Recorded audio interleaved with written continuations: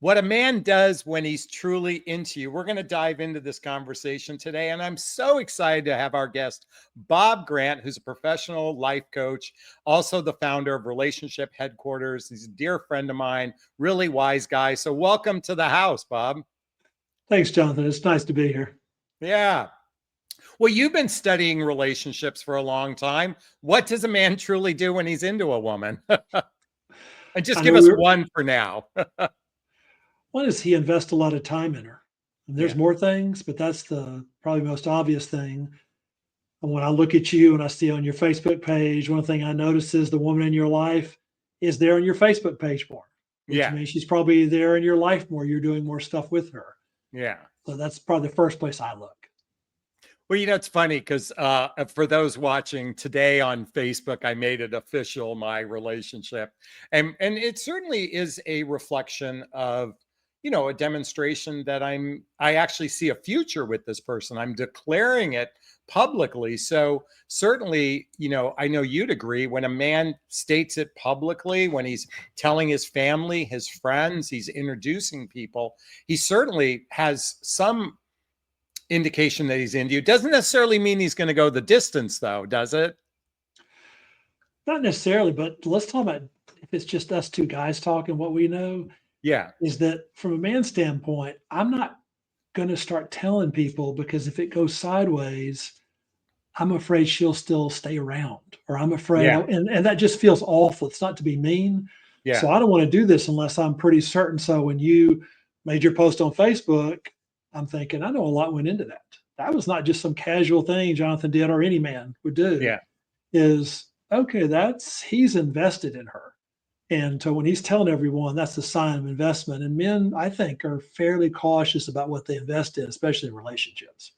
Oh, no doubt. I feel like it's kind of like walking out on the plank, Uh, like we uh, walked out on the plank and like, we're only going to do that so long as there's not sharks in the water and so long as we believe that the plank won't be pulled out from underneath us.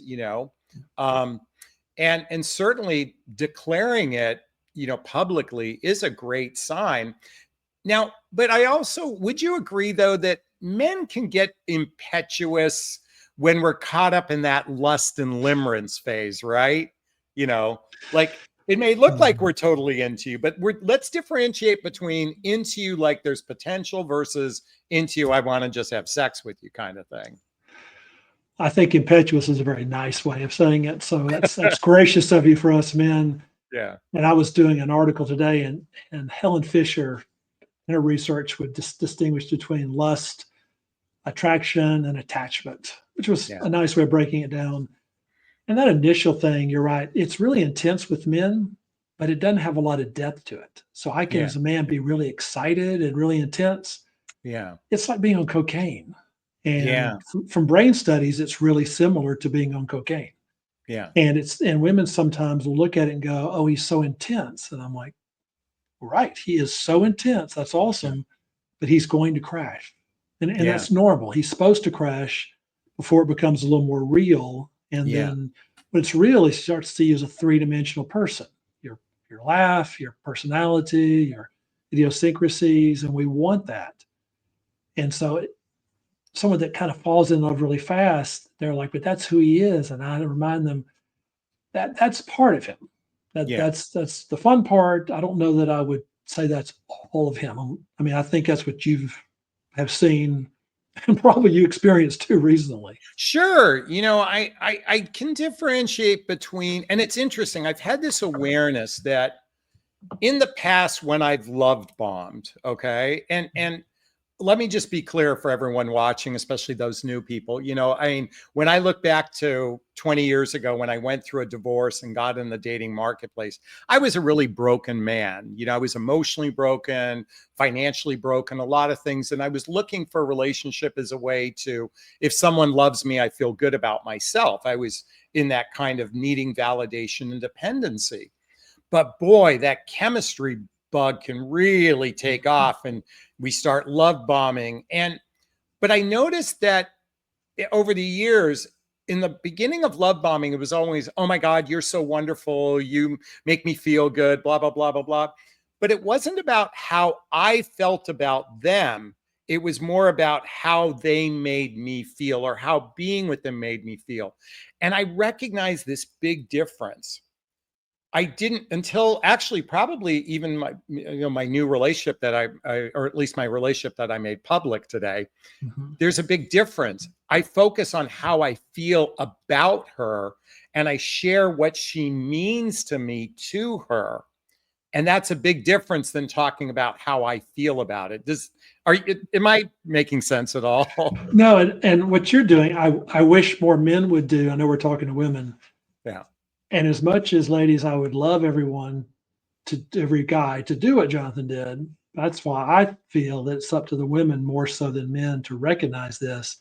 And the reason for slowing them down is so that they can have this awareness. I mean, one of the Yeah. things I'll tell women, tell me what you think, is I'll say, I understand you feel really intense, but how do you feel when you're around him? Like in general, I know you're excited, but do you feel like it's easy to talk? Do you feel like he Yeah. listens to you? Do you? And that's what I hear. I think you're talking about is that awareness, but it only comes from slowing down a little bit. And I think intensity is really fast. It feels Yeah. great, feels amazing, but I don't have to feel when I do that. Well, And I'm in total agreement. And I've also, coming back to how a woman feels about it, I think it's really differentiating between the excitement of his excitement versus, do you really feel calm? Do you feel like yourself?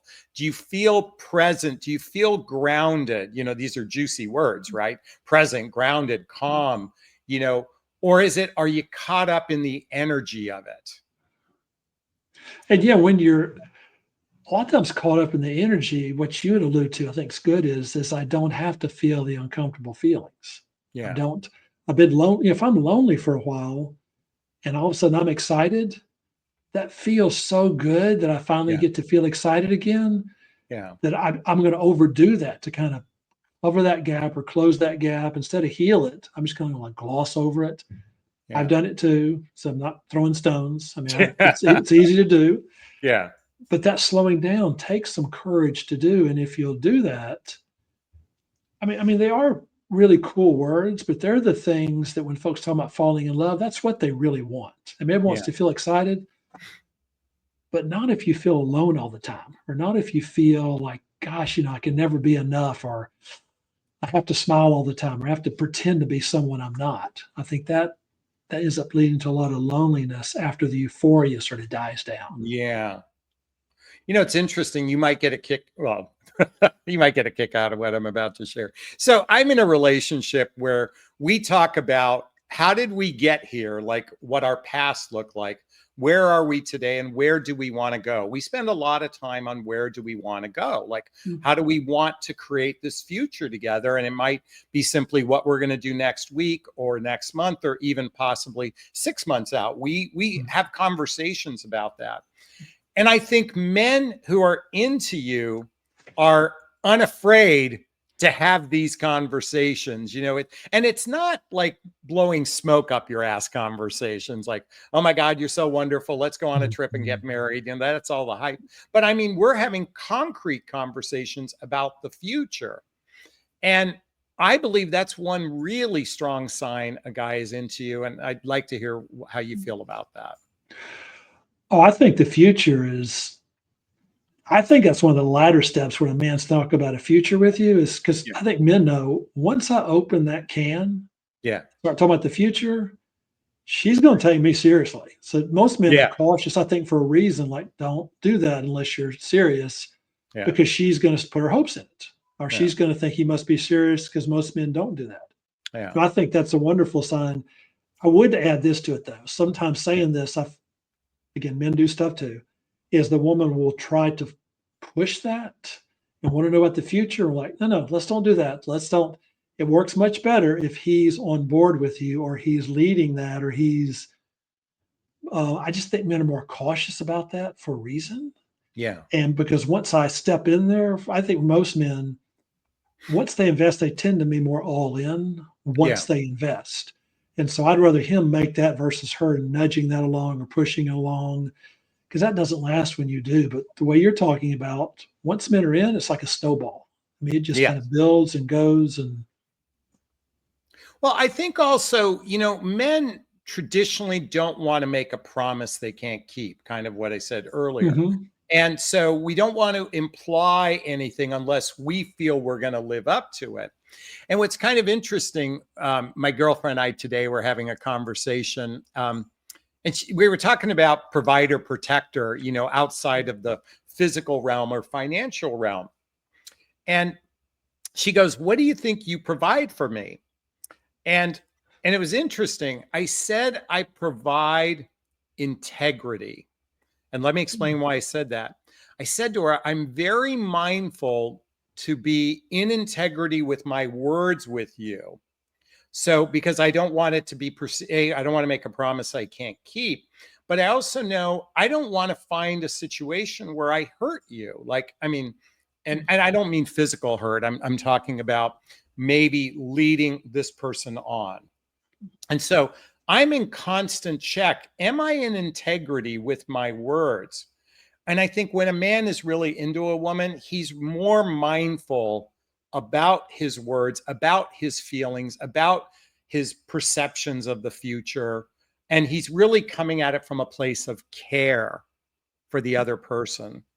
Because I think we guys can, maybe this isn't true for all men, but I feel like we can take maybe rejection better than we think women can. I don't know if that's true or not, but we might subconsciously believe that. So I think when a man is really in care, he's being more mindful than cavalier about the relationship.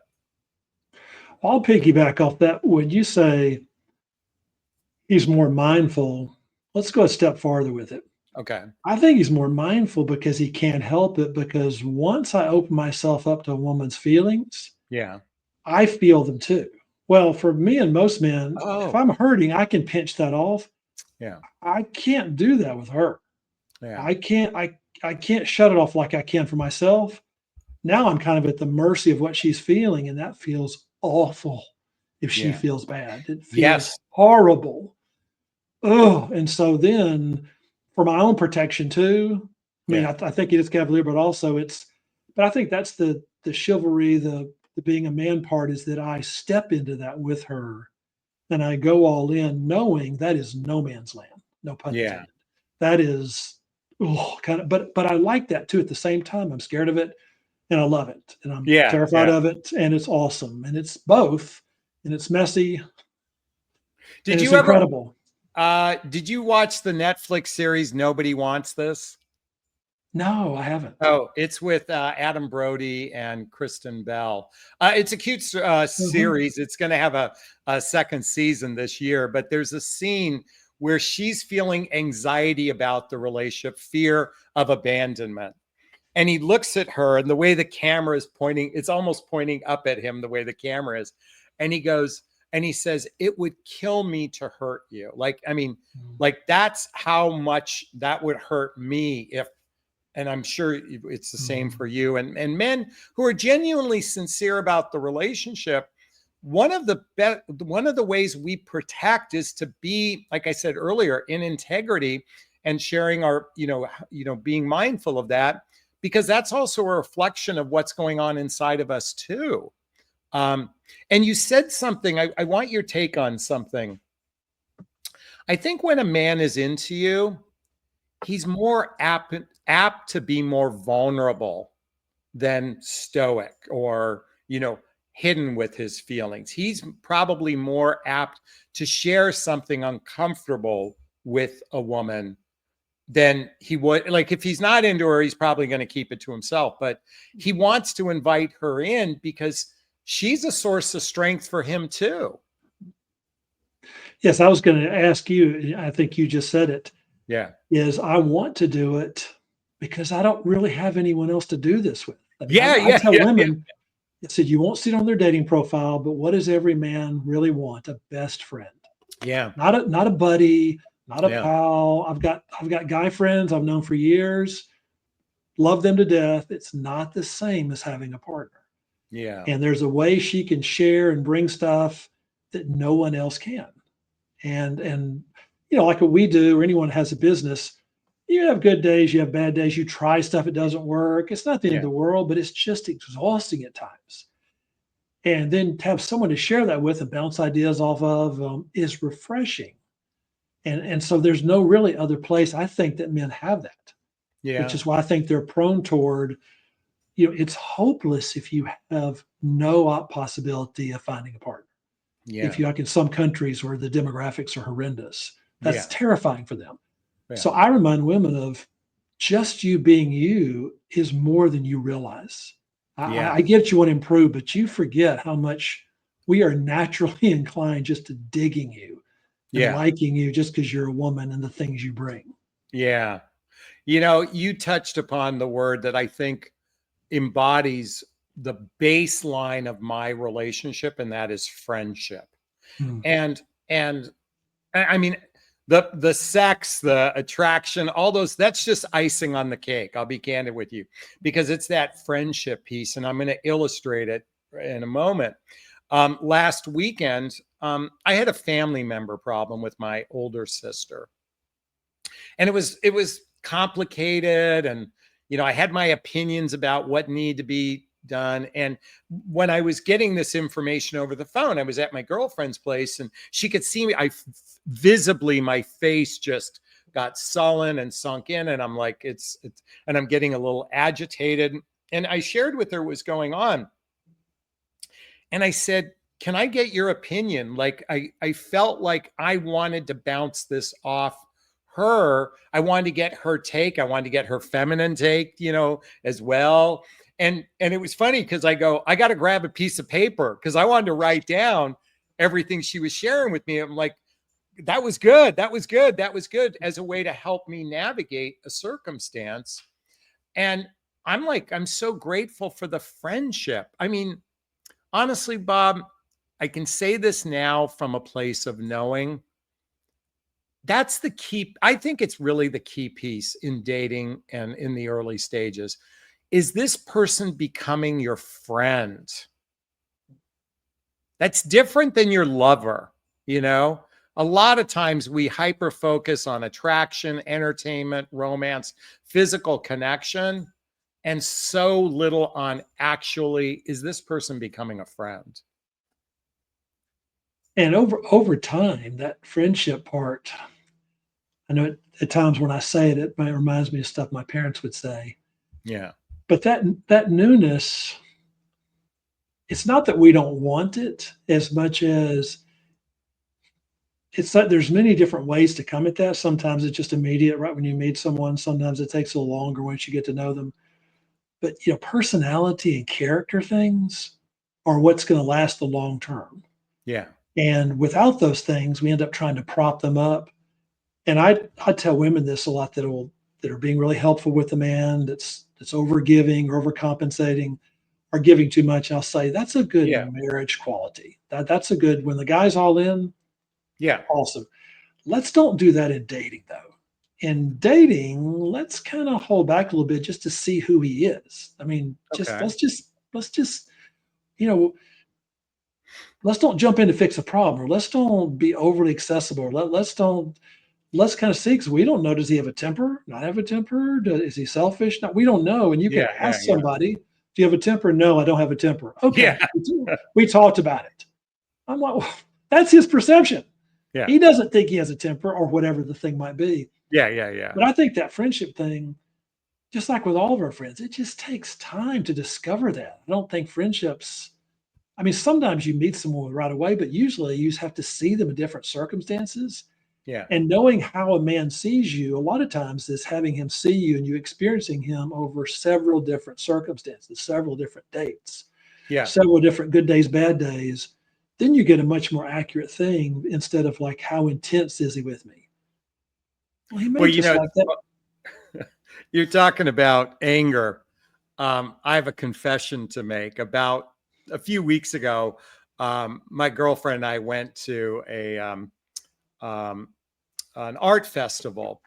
And as we were driving home, we were stuck in really bad traffic. And it was like 11 o'clock at night. And I can't believe it, but road rage came out of me. Like, not like, I mean, I would say on a scale of 1 to 10, it wasn't a 10, but it was like a 6 or 7. I mean, it was like palpable. and she saw a side of me that, and as I reflected upon, I'm like, why did I get so angry at something kind of trivial?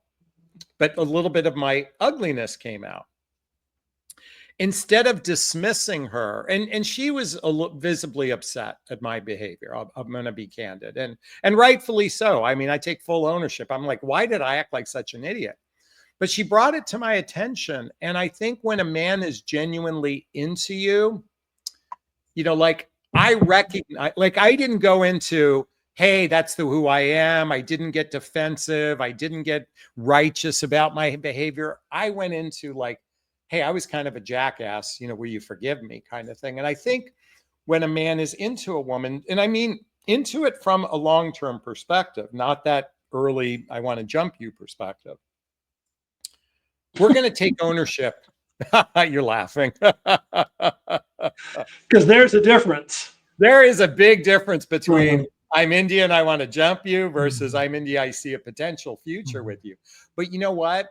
It was really important for me to take ownership of what happened, apologize, tell her, look, I'm going to endeavor not to have that happen again, like offer a solution and even a commitment to be more mindful in this case. I think when a man is genuinely into you, he'll take on, like if he genuinely, like I did something bonehead, it wasn't even about her, but even if it was about her, take ownership, and I felt remorse, ownership, and have some level of remedy.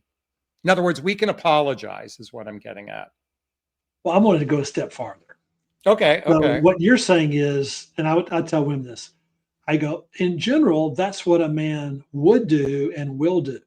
Yeah. And if he doesn't, pay attention to that. Because yours is a good example. Ladies, it's not that hard to apologize. Yeah. I'm not saying it's comfortable. I'm not saying we like it. But I mean, Jonathan's a good example. Like, it's not that hard to own it and say, oops, or that's not. So when a man won't, pay attention. That's not you saying it wrong. That's not the wrong words. That's a him thing. So I want to just distinguish that first. I think most men, to what you're saying, and thing I like is that your girlfriend got to see it, because that actually makes you more real. And if it's a man, I want a man to say, oh, this is what it's like for you as a woman when he's upset, huh? And this is how he responds. So that makes her less fearful of, oh my gosh, what's he doing when he gets upset? Well, she's seen it. And she's experienced it, and that makes you, in this case, more, safer, or more. Oh, because if that's as bad as it gets, I can do that. That's okay. That's not. See, and for women, that's really freeing. I found, as opposed to he never gets upset. I'm like, never. He doesn't feel safe enough with you to ever get upset. Yeah. That scares me more than he got upset and said, sorry about that, or my fault. Because there's going to be times that we're going to get our button pushed. Yeah. It's just inevitable. Well, it's interesting because we had a tiny little tip about something, and it was a miscommunication. And sometimes I'm aware that what I'm thinking and what I mean are two different things, but what comes out of my mouth, is not exactly the way I meant it. But she took it kind of on face value, and I had to spend about 15 minutes it felt like I was backpedaling. But the problem was, in that moment, that's not what I meant, even though that's what came out of my mouth. I needed time to process. I meant something different. Mm-hmm. And, why I'm bringing this up is I at least talked to her about it. It's like coming back to what women should be looking for. Look for a man who's dismissive. When I say not look for it, look for the man who's going to be open and take ownership and willing to lean in instead of dismissing, avoiding those types, because those are the red flags to not, as you said earlier, go all in with. Dating is a vetting process. Dating is a dance. Dating is like, can I trust this person? Do I feel safe beyond the physical connection? And I think it's the men who lean into the difficult conversations are the ones who are worthy of, ladies, they're the ones worthy of your time. And can we brag on your girlfriend for a moment? Oh yeah. Perfect. So what is it she did that made it okay for you when you said the wrong thing, quote, whatever that means, or I know what you mean. You were thinking something and 85% of it came out, but there's a 15% that was a little bit off Yeah. and it got misconstrued. What did she do in a way that made it easier for you to say, well, actually, I meant this, instead of like being defensive and I'm not saying this is all on her, Yeah. but No. what is it she did that made it? I'm so glad you asked that question. And anyone watching right now, I need you to write these following. Someone write this in the chat box. She said, comma, I'm curious.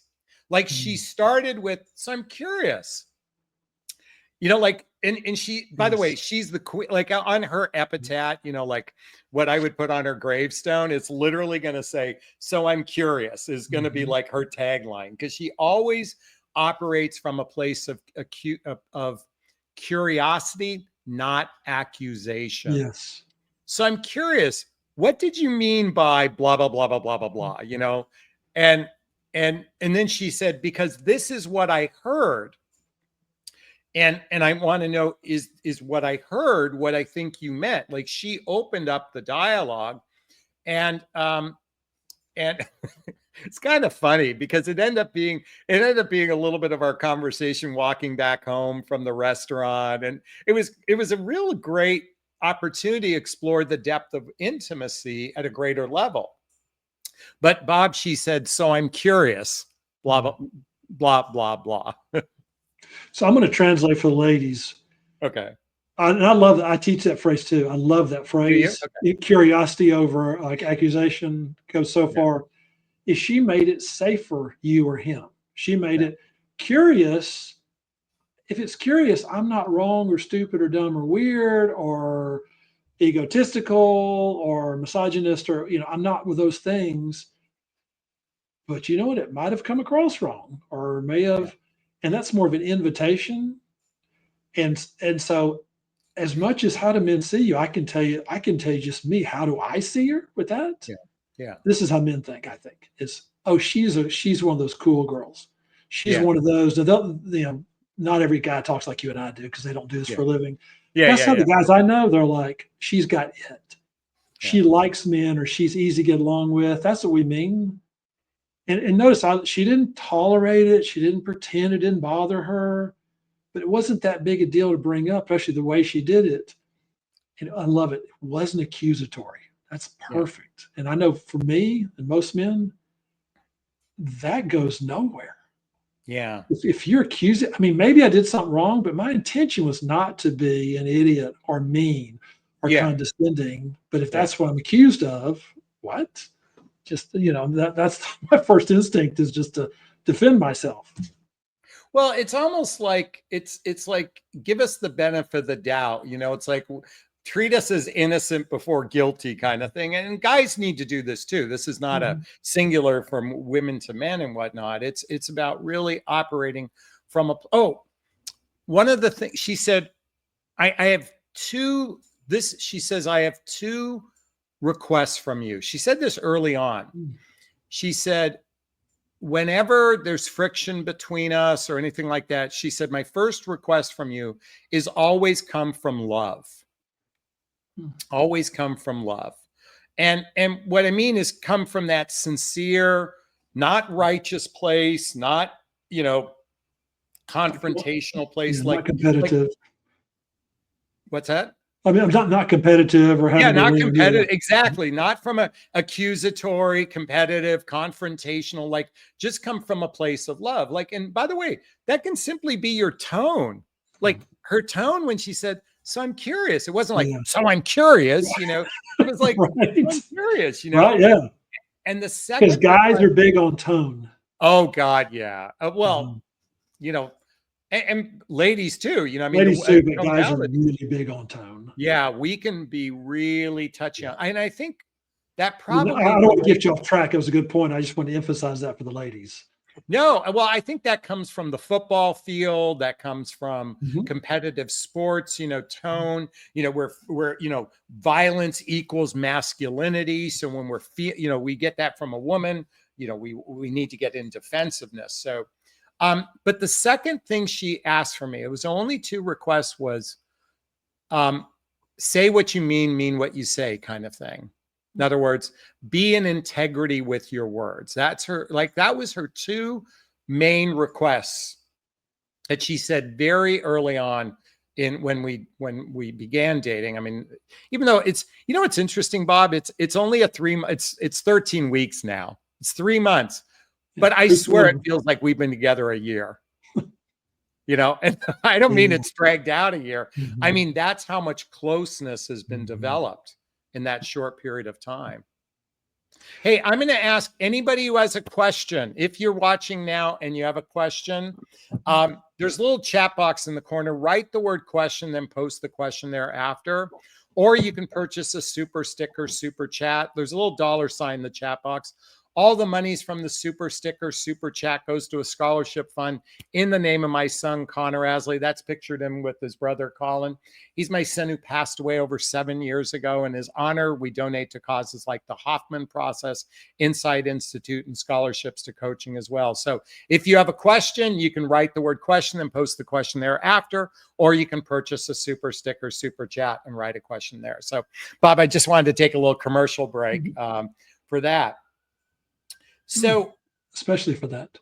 yeah, thank you. I appreciate that. So, where can we go? What other signs what do you think another sign a guy is genuinely into her?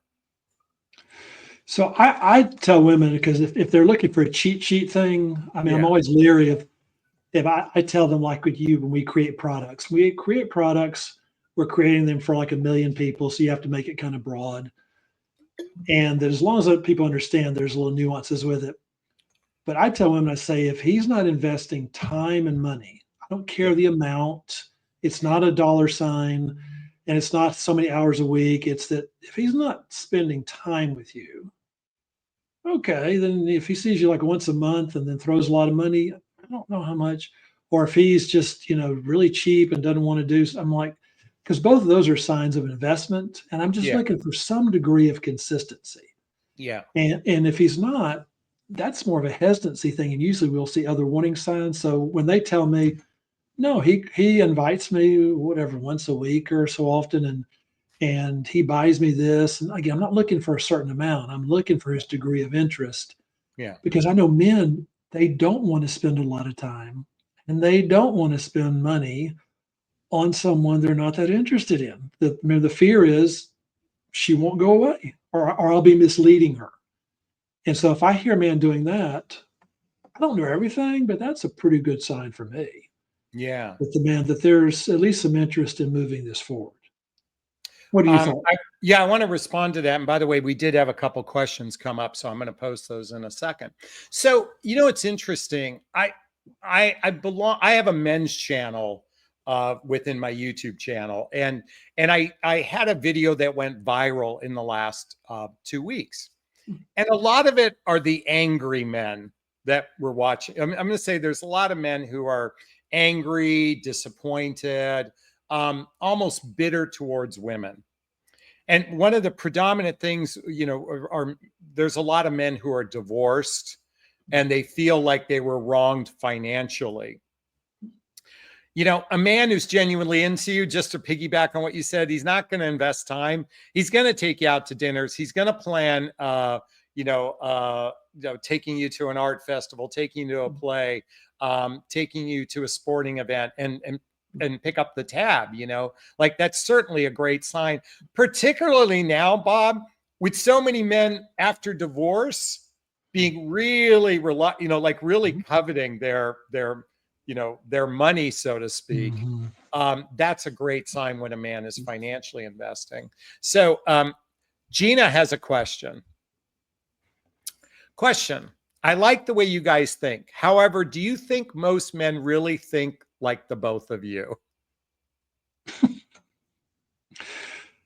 I have a thought, but I can't wait to hear I was yours. going to see if you want to do it first. You want me to go I first? I'll go first. Okay. So I think Jonathan and I've talked before, and what I always like is that Jonathan and I don't think the same on everything. I think that would be kind of weird if we did. But what I like women to see is that there's a certain thing, not just with us, I think with most men, that there's a built-in respect. So do men have these core things? I think they do. I mean, even the guys that are hurt, they're hurt because they want to have this relationship. They're afraid of it. They're afraid of getting burned again. They're afraid of getting taken advantage of. But do they want it? They do. I know Yeah. a lot of the red pill and a lot of the Yeah. MGTOW. movements will go, yeah, all Yeah. that. But they do. And why I like this of Jonathan is, ladies, if you have read every man's diary in the world and you knew this about men and you would see them through that lens, not just what certain guys tell you. Because what Jonathan and I get to is, guys, I know what you really want. I get that you're hurt and you're mad. Yeah. We've both been divorced. We know the sting of that. Yeah, we absolutely get it, sting. But that's an awful way to live life, Yeah. bitter, and no one's going to hurt me again. That Yeah. does not end well. Most men don't go down that path. There's a lot to do, but most don't. So I think we do, mainly because we're guys, but also we have a lot of guy friends. It's not just you or my opinion. I mean, all the Well, guys I know think real similar to the way we're doing. well, I think I'm going to piggyback on what you said, and I'm also going to elaborate to Gina's question. You and I are both, well, first off, we're in a business where we study relationships. So I would say the average man isn't reading books like right behind me, like, 8 Dates by Doctors John and Julie Gottman, or the 7 Principles of Making a Marriage Work. Men today, a lot of men are reading the 5 love languages, and some men are even reading about attachment style. So it's on the rise of learning. But we are also 2 men who have done personal development work, self-help, spiritual work, and therapy, which probably makes us a little bit ahead of the curve in that way. However, it's fascinating to me because I have a number of male clients, and these aren't guys that do a lot of personal development or anything, but they want some level of coaching or therapy, and they've gravitated to, say, like you or I, for some reason. In other words, we resonate with them. And when it's just one-on-one with them, like outside of the male group, guys open up, but they have to be prompted properly. It's like you have to post that good ChatGPT prompt to get the response back. And one of the things I teach in my coaching, and I suspect you do the same, is we're helping women to help them get a guy to open up, because it's curiosity, it's compassion, it's sincerity, it's agreeableness. All of these things, when a man feels safe, he's more apt to open up. Excuse me. And that's one thing that I believe a lot. Well, I'll tell you what I say to my audience. Most men are good guys. They're just bad daters. Oh, that's a good statement. Yeah, like That's such a good statement. They're just I'll tell them, bad I'll go. A lot of men will be good marriage partners, but they're awful at dating. Yeah. And I say, don't judge him by how good he is at dating. Because I had clients that would tell me right when the internet was coming around, they were like, "Oh, thank goodness I didn't meet my husband on the internet." She goes, "I never would have dated him." Yeah. She goes, he had been awful writing profiles. In chat, she goes, "We'd have never gone anywhere. He's a wonderful husband." And they would laugh now. So I always remembered that you're at 2 different worlds. Do you know Arielle Ford? Mm-hmm, I do. Okay. Yeah. Okay. So Arielle tells me about Brian, her husband, and they met well before the internet. And she's an author, a wordsmith. I mean, she's very, poetic in the way she writes. And she said once, I was interviewing, she goes, "Look, Jonathan, Brian, her husband, butchers the English language. I mean, he makes up words, like, especially on Facebook posts. He comes up, but like, I am sure that if she saw him on a dating profile, she would connect with him. And these 2 are ridiculously in love with each other. So, okay, listen, we have more questions that came in. SG has just posted. Did you say it takes 90 days to get to know someone? Do you mind if I answer that one first? Sure. So I look at, well, I shared publicly that my relationship is 90 days, where I officially made it Facebook official, actually 13 weeks. Um, I've always said it takes about 100 hours of face-to-face time to build the first layer of trust. Just the first layer. It takes a bit of time face-to-face. And I think Jay Shetty mentions in his book, The 8 Rules of Dating, I believe he says it takes about 200 hours of face-to-face time, or time together, I should say, not face-to-face, time together, to build a friendship, like a good friendship, a core friendship. So, I would say just to get 100 hours of regular time in, and I'm not talking about incessant telephone calls, for 8 months before you meet someone, in person, like a lot of long distance kind of things. I always say it takes at least 6 to 12 weeks just to get a base understanding of a person, just a base. And we're talking about spending regular time together, at least 2 or 3 days a week, regularly doing social activities, hobbies, mutual interests, maybe even spending time with family and friends. And I'd be curious to hear what you think on that timeline.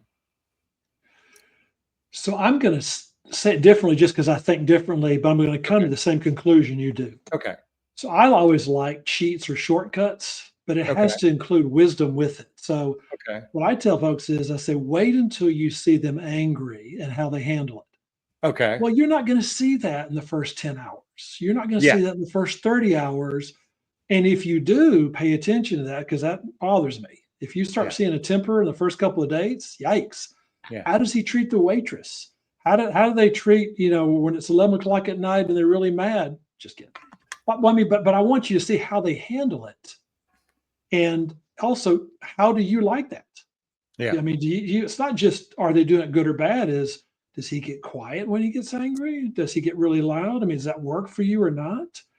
And instead of trying to force it, that takes 2 or 3 months before someone's usually going to let that come out. Sure. And so however you get there, the beauty of time with it is you're not trying to force a solution. I've done that. I've certainly done that. I think we've all done that. But I think that's the wisdom. Whatever rule you use is that I'm not going to rush or force something because it should happen quickly. No, it takes as long as it takes. Now, I think that guideline is actually a good one, whatever metric you use, but you let to see the whole person. Well, I think it's a fair question in that, today's dating, oftentimes, most people don't make it past a first date. Like, I bet, what is it? It's a Monday today. So when we're recording this, but Friday night, let's just say, 100,000 people have a first date in the United States. And I'm just making up that number. I bet you 99,900 won't even get a second date, and how many times does a second date never turn into a third date? But when you get to the 5th, the 10th date, that usually, like, most guys, they don't, if they're into you if they want to see you 10 times. They're usually into you beyond the physical, I want to have sex with you. But you said something about seeing them angry. And I think to piggyback on that, it's also, how do they resolve conflict? Mm-hmm. And that's kind of in the same vein of, how do they handle their, if they, like, I had that little bit of road rage, which created an opportunity to take ownership, all that kind of stuff. So it wasn't just me being angry, but it was how I repaired afterwards. And I will tell you that almost every relationship therapist says the success of your relationship is going to be predicated on your capacity to resolve conflicts together. And see, that's why I would rather someone have those events and what they do with it. Now, you're right. If it's a pattern where someone is always overreacting or always, that's different. That's a different problem. But if it's about, I hope they never do this, well, they're probably going to do that as long as it's not out of bounds, cheating, threatening, those things I'm going to give you. But what do they do with it? Dr. Amen, you remember, I heard him say something one time, and so his daughter wanted to date someone, and he told this in high school. He said, to date my daughter, you have to get a brain scan. Yeah. And we were like, what? And they said, you did this? He goes, you make him do this? He goes, no, I don't make him. He goes, just if you want to date my daughter. Yeah. And, and someone said, well, what if you see something weird? He goes, I'm going to see something weird on anyone. I'm more concerned with what he does with it. Because I don't care what the issue is. Is he aware of it? Is he facing it? And I would do the same thing with a man is, okay, certain things irritate him. No problem. Does he Yeah. bury it? Does he, like your example is, is he open to talking about it? See, we can work with that. What I think scares me, I think scares most women is they see something and you point it out and the guy said, I don't know what you're talking about. I didn't overreact. Yeah. That's more scary to me because you don't even see it or you don't want to see it. Yeah. And see, I want to see that now. And in given enough time, that will be. So to me, for you, that was a chance. You didn't mean it this way, but to show off and show that you're safe.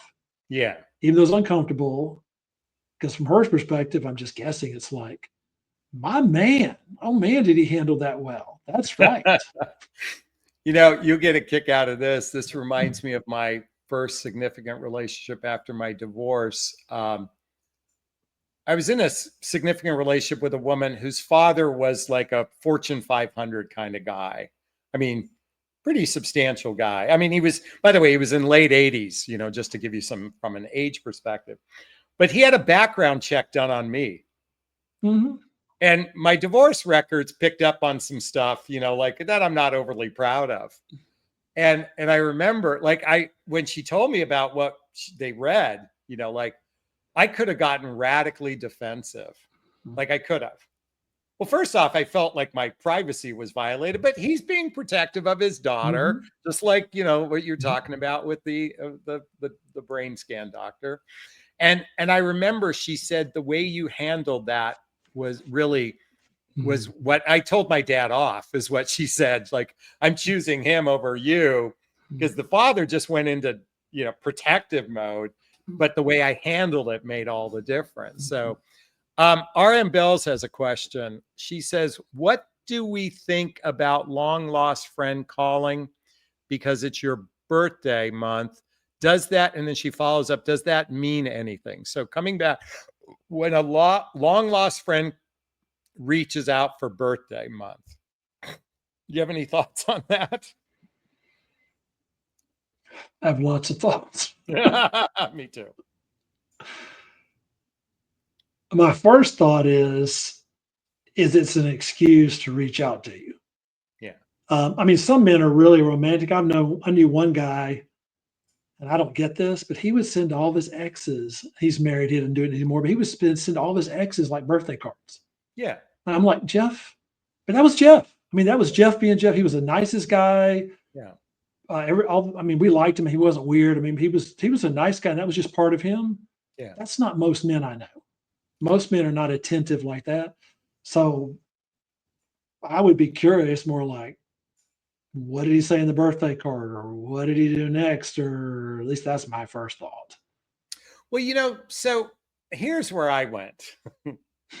A lot. And please forgive me, RM Bells, because this might sound like a judgment towards you, and I don't mean it this way, but women have a habit of trying to make meaning out of something before, instead of just accepting it on face value. Okay, he reached out, right? He did that. Instead of trying to figure out what the hidden meaning is, maybe you should ask him, what inspired you to reach out? Like, instead of trying to figure out what's the secret code? What is it when like breaking the code kind of thing? Morse code. Morse code or something like that. Exactly. It's like, instead of trying to figure that out, just go, hey, I really appreciate that you reached out. I'm curious what inspired you to do so. I'm curious what inspired you to do so. Create a dialogue rather than create, what did you, well, and someone wrote, what did you want it to mean? See, but meaning that's what makes human beings different than animals. We create meaning sometimes we make stories out of something that's not even remotely what was the intent, right? Or if we want, we could say something, if it's just, even if you say something about how sweet of you to send that.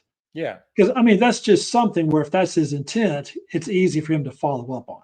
Exactly. And so if it's just some gesture, just something, because it's men don't need a lot. If there's all we need is just a little bit of encouragement, just a Yes. crack in the door, and I'm asking you out, or I'm following up. I'm just looking for an excuse to say, do you want to whatever, go out or spend time or something over here? Yeah, I mean, by the way, I'm a sucker for a compliment. You throw a compliment my way, No, and I I'm like, think. that's all I need. You say something nice about me Mhm. or something about what like something that represents, wow, I'm impressed by something or something like that. Like that's all I need.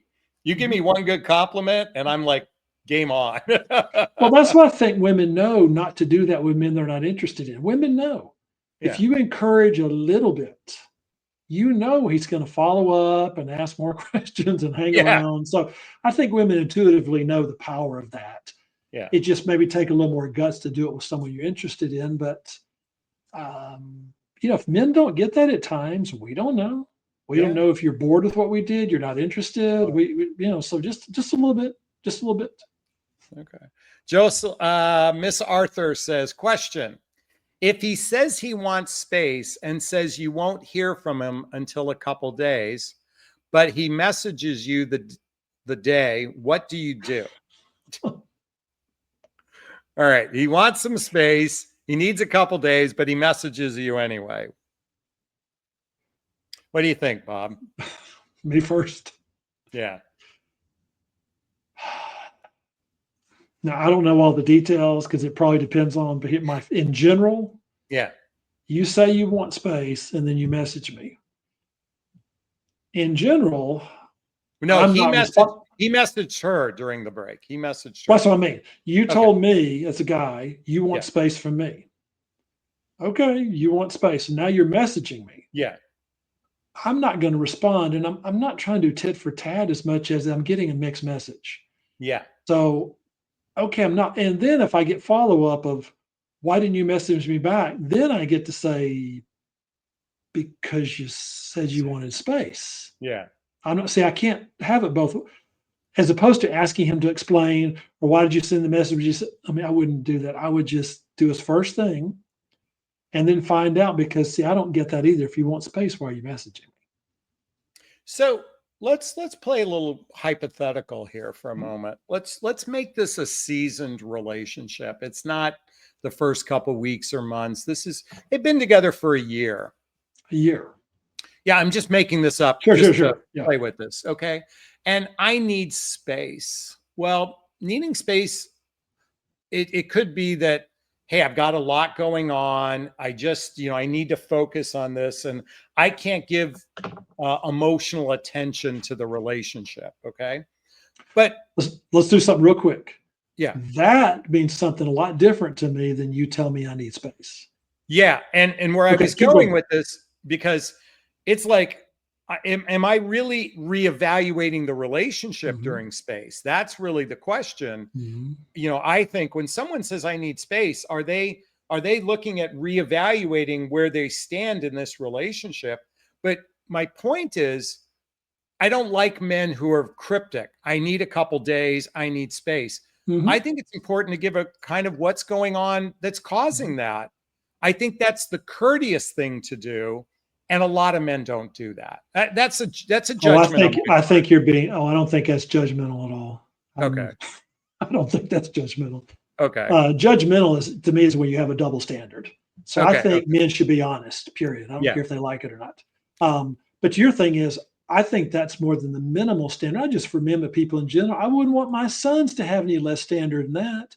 Yeah. Which is, if something's bothering you, tell someone what's bothering you. I'm not saying it's always easy. So, we're thinking the same way. I didn't think of the word cryptic, but that's a great way to put it. Yes. I have no idea what that means, and that's why I would argue it's selfish.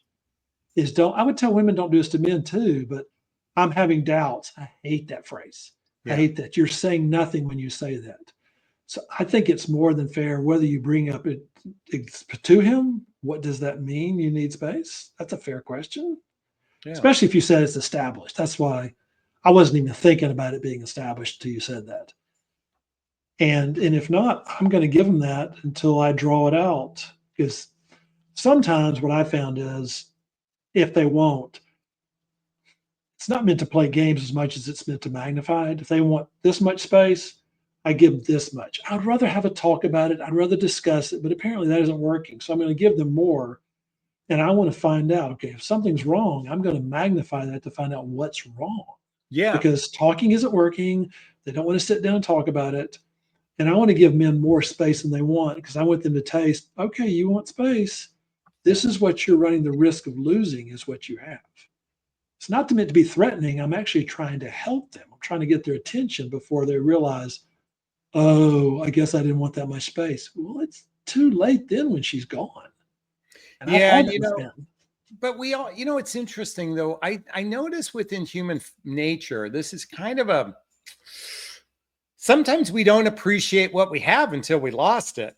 Like it saddens me that we No. reach that place, like, and every once, and this is really a reflection of a real, one of the fundamental principles I talk about in relationships is the importance to be in a state of appreciation. Like, hey, this person in your life is a gift for both of you. It's not one-sided. And sadly, we have kind of a narcissistic society, like it's all about my needs. But a relationship in my mind is to be of service to another human being and to be grateful for all the love, compassion, care, intimacy, affection that's given. Like, I'd like to shake a lot of men and women upside the head and say, being grateful, so you don't have to have it end to then be grateful, is what I'm getting at. So we have a couple more questions, Bob. Sorry, I was on a little diatribe there. Question, views on dating apps. It's been said a lot of married people are on them.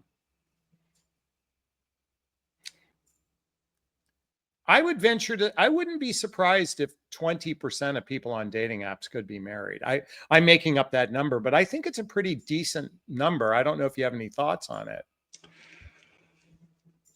I'm sure it's higher than it should be. I'm like you, I don't know the number either. I've heard horror stories, but I think that gets into, even if I meet strangers or meet people out, I think the internet gives the illusion that we know someone better than we do. We get all this background information and it's like pseudo intimacy, and then we share personal stuff, and even more reason to slow down. So I tell people just to go with the assumption of, it's not that I'm paranoid as much as I don't know you. I know the side you're presenting. I know the way you see yourself. I'm not even saying you're lying. So me taking my time, to me, is the best way to reveal someone's character. And if I'm a man or a woman on the receiving end, I don't mind my character being revealed. I don't mind being paced. I don't mind if my intention is something long term. I'm not in a huge rush. I may like it to go faster. Someone that has nefarious intentions, someone that's kind of addictive, or they will not tolerate being paced. I'm not saying it cures everything, but being paced weeds out a lot of that, because you'll find with the marrieds or they're not looking to build something long term. They're quick, fast, intense. Quick, fast, intense. Rinse, repeat. It's that. Yeah. And I found that protects a lot of getting into bad situations if you control the speed of it. And a man who's sincere doesn't have anything to hide. So here's my LinkedIn page. Here's my Facebook page. Here's my Instagram page. I mean, you can look at it to see if, I have pictures of my wife on there. I mean, I'm not married, but it's like, you're more than welcome to do a background check on me, because I'm sincere. I have nothing to hide from that vantage point. Now, I also don't want to be stalked either, but that's a whole nother. No, it's because long term, I want someone to get close with. Yeah. So I don't mind you finding out stuff about me. That's part of what closeness is. I'm not a, now you're to your point. We're having common sense with this. I don't want someone to know everything about me right away. That gets, like you said, gets kind of weird. But I'm not afraid of you seeing me, all of me. And I got nothing to hide versus the things you're talking about, they do. Yeah. All right. We have our last question of the night, Bob, from Gina again. Maybe you guys can help. My situationship guy has to move from his rental. He may stay here temporarily. he will most likely go to his other options, and I can't stop him, can I? Let's see if there's a follow-up to this. I don't see a follow-up. So she's in a situation with a guy, has to move out of his rental. He may stay at her place. He will most likely go with other options. I can't stop him. Can I? So what does other options mean? Well, I don't know if that means, well, it's a situationship. So it's not a fully committed relationship. There's no, there's no boyfriend and girlfriend. I'm assuming the other option is he might have some other women in his life. He's going to stay temporarily there. Well, stop him, can I? Here's my feeling. Whenever you're in a situationship, you're gambling. And you're gambling with your emotions. Either choose somebody who's going to fully commit to you, or then this is just, I'm a very life partnership based oriented coach. That's my, what I sell, so to speak. And I think situationships are a recipe for disaster. What are your thoughts? I'm trying to think of something besides I agree. So I'll say it. I'll say it differently. Same thing. I hate the idea of women auditioning for men. Yeah. I hate that. I hate that because I see what it does for women. I think it doesn't do men any good either. Men don't fall in love that way. I'm not fussing. I'm cheering for you. I'm not mad at you. I'm doing the same thing I would say with my daughter or my sister, anyone. What you're sounding out sounds like auditioning. You can, but it would involve groveling. It would involve pleading, and that makes my skin crawl to even think about doing that. Yeah. So mine would be, please don't. And by the way, she just posted, it's been on and off for 7 years. Yeah.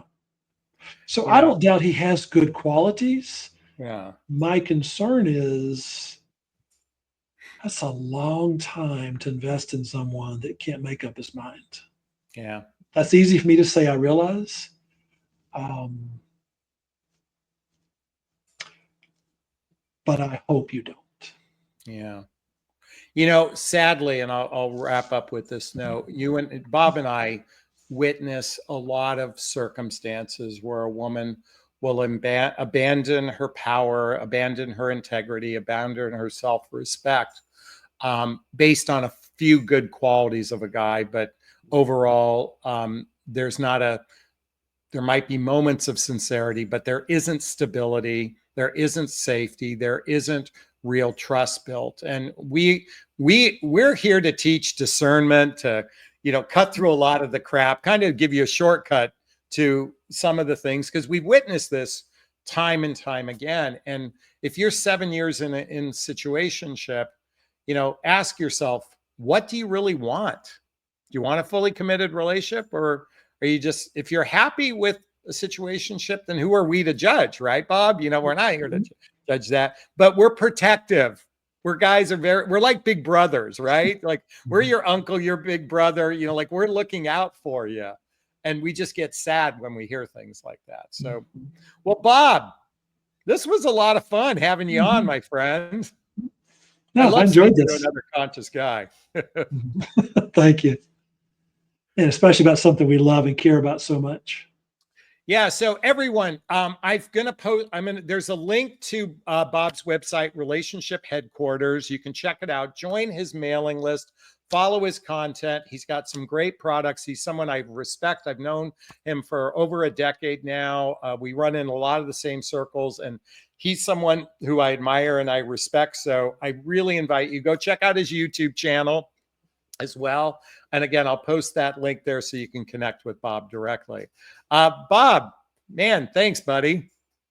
Well, thanks for having me on, and congratulations on your relationship, and also for how you modeled it so well. I think that's been the fun thing to watch just from the outside, is seeing a man being willing to kind of display that and show that, what a lot of men feel, but they actually get to see that if they follow you. So everyone that follows you, I would say you're in good hands. Well, thank you. I appreciate that.